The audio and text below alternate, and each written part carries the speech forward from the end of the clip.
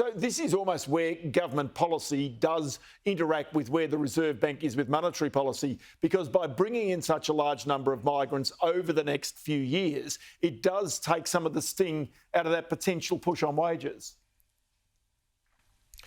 Yeah, look, it does from a wages perspective, but it's probably worth keeping in mind that in the short run, it will put further upward pressure on rents, and rents are part of the CPI basket. And this is something that the Reserve Bank has been recently talking about, where they've said basically in the short run that having strong immigration actually contributes to higher inflation, but then working the other way is the fact that it puts downward pressure on wages, which in the medium term is actually disinflationary. So there's a couple of competing forces there, but I'd just say if we're thinking about how things are going to travel directionally over an extended period of time, strong immigration will put downward pressure on wages growth, and in turn,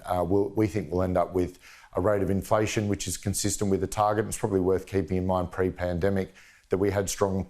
immigration, we had wages growth that was actually too low, and we had a problem of inflation not high enough. So the population story is an interesting one, but I think right now you're seeing it manifest itself most acutely through the rental market, and then also in terms of bringing those job ads down and increasing competition for workers, with the applicants per job ad actually going up.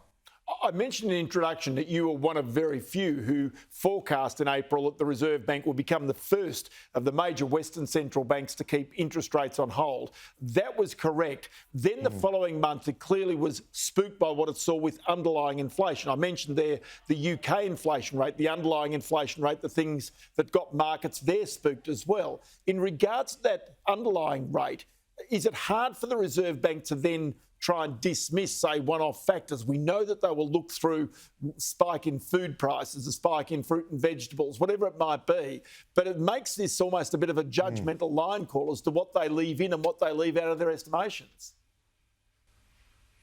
Yeah, look, ultimately all of this is a judgment call, and at Commonwealth Bank we picked that they'll leave the cash rate on hold in April, but we also picked that they would increase the cash rate in May because we thought that in April all they were doing was pausing to get some more data, and that inflation data basically came broadly in line with what their forecasts were, and then they put an updated set of forecasts out that where they've got inflation returning back to target by mid-2025, and if they had a hiking bias heading into that meeting, we thought they'd deliver on that rate hike and on that bias rather, and ultimately that's what they did.